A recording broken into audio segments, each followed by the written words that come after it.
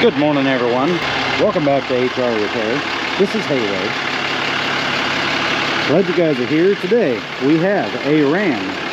It's the 3500 edition. No, it's the 5500 edition.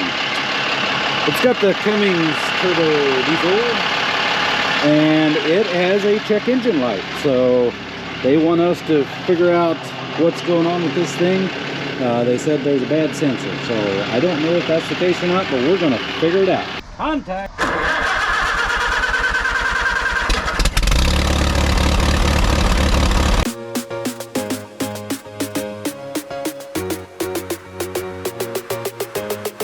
Well, they are correct. It does have the check engine light. It has the 113,622 miles on the odometer. So let's, it's saying it's a Dodge or a Chrysler. Let's try Dodge. I thought it was new enough not to have it, not to be a Dodge, but I might be wrong. Okay. It is the Ram 4500, 5500. Okay, it's a 2014. Okay, let's do a fault scan. I'll be back when this thing gets done. Alright, we have 3 codes in the ECM. Come on. Engine control module, that's what we're mostly worried about. Trouble codes. Airflow restriction. NOx exceedance. Deactivation of EGR. Engine coolant level low. That is in stored position, so let's just look, see when that happened. Okay. Most recent was 113,169 miles. So we're going to look and make sure that there's not an antifreeze leak somewhere. That it might be causing that one. NOx exceedance. Let's see when that one was last happened. Oh, that one was just not too long ago, 113,622. Alright, so let's take a look here. NOx exceedance, deactivation of EGR, P2BAC. So it's got an active airflow restriction. We're just going to come in here. Yeah. So it's saying this is a stored code, but here it says active. So let's just come back here, go into live data. We may, surely we don't just have a bad or plugged air filter, do we? Let's see what our NOx load is, or our filter load. Alright, I got interrupted there for a little bit, but what I've done is I went inside and I looked to see what our P2280 and the P2BAC could be from. So the P2BAC is an information only code, and basically there's another code that will probably set this one. So what I suspect is that the P2280 has caused this code to come up. So it's not necessarily that there is an actual problem with the NOx, because there is no soot load in the exhaust as of this time. So let's pull this thing up inside here, if I can get this thing to go without catching my mirrors anywhere. Yes, I have no depth perception. I cannot see out of my right eye, and therefore that helps, or that causes a problem with depth perception. Okay, so what we're going to have to do is we're going to go up there, see if there's an airflow restriction, check for the air filter, and we want to shut down the engine before we do that, because we do not want to have an engine running while we disconnect an air filter. If there's dirt in it, we don't want to suck that up into the engine. So let's get that, because I'm short, and we need a 7 or an 8. All right, 7 mil. Wrong. Denied. Okay. Let's remove these screws and lift up this. Probably shouldn't be setting those there, but I did. What are we going to do about it? Okay. Check, make sure that all of this is tight. And there's no airflow restriction there. What's our air filter look like? I mean, not bad actually.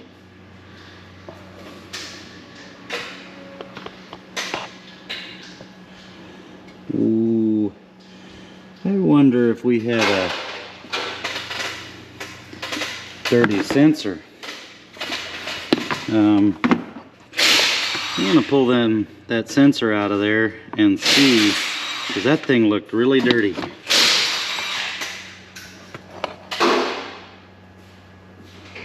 Alright, let's do that and see what happens. Here, what we find. Put you guys set over here so you guys can see this.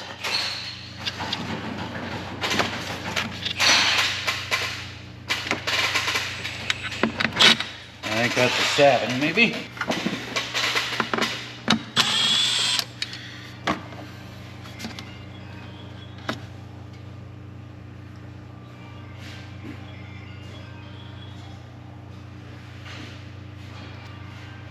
There is dirt on that thing. Okay, I'm gonna go ahead and we'll get some mass airflow sensor cleaner and clean that and the mass airflow sensor while we're here anyway.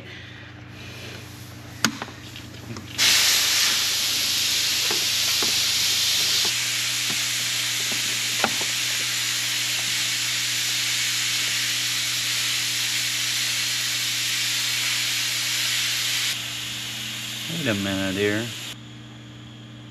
Usually there's some diodes in here, I think.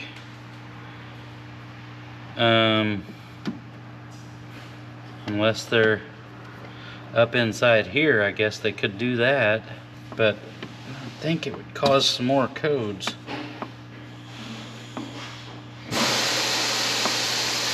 Okay, let's clean both of these. And I want to do a little checking on this one, see what it's supposed to look like. Alright. This is what you're supposed to use on mass airflow sensors. You do not want to use brake clean. So just apply it like brake clean. But this is safe for mass airflow sensors. Brake clean is not.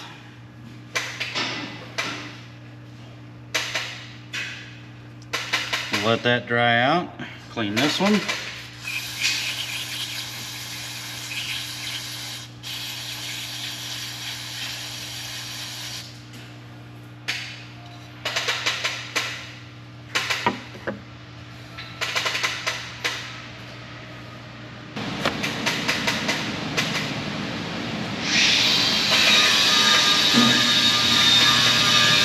Well, folks, I believe we found the cause of the restriction. Looky there. So this thing is not opening our vents, especially not this one here. So we're getting an airflow restriction here. So yeah, there's our problem. Also, I figured out that this is okay. There's nothing missing from this mass airflow sensor. So here is our problem. This is the problem with our code here.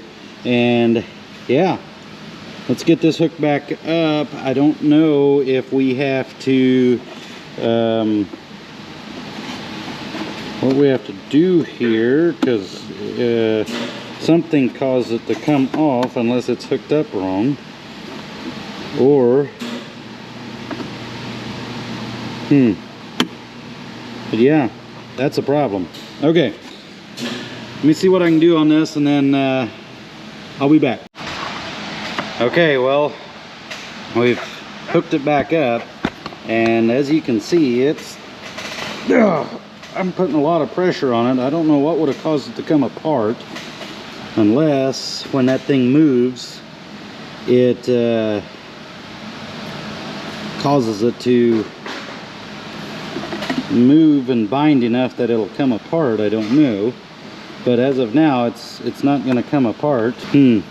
Yeah, so I think, yeah, basically this is supposed to be like a cold air intake, or cold air, hot air, whatever intake, and I'm not 100% sure what causes this to move, but this one's supposed to be open. When this one's closed, when this one opens, it closes this valve here, and this one is pulling from the front here by the front grill. Me personally, I wouldn't care if we'd just take this out of here, but that's up to the customer. All right, let's get this air filter put back in, and that's going to take care of our code. I can almost guarantee it, because this was restricting our airflow substantially. All right, well, we've got this thing back together. We're gonna go, we're gonna go and take it on a test drive. We'll make sure that our airflow restriction light does not come back. We can see that our check engine light is off, and so I want to run this thing a little harder and do some heavy accelerations and just make sure that our airflow restriction is gone. I am 99% sure that that's our problem. To be honest, I've never run into that before. However, it's interesting. So let's get out on the road here, and we'll do a couple of heavy pulls and make sure that everything's good. Go ahead and pull out in front of some of these vehicles so that we can justify our heavy acceleration. Kidding. Alright. Yeah, it's got good power.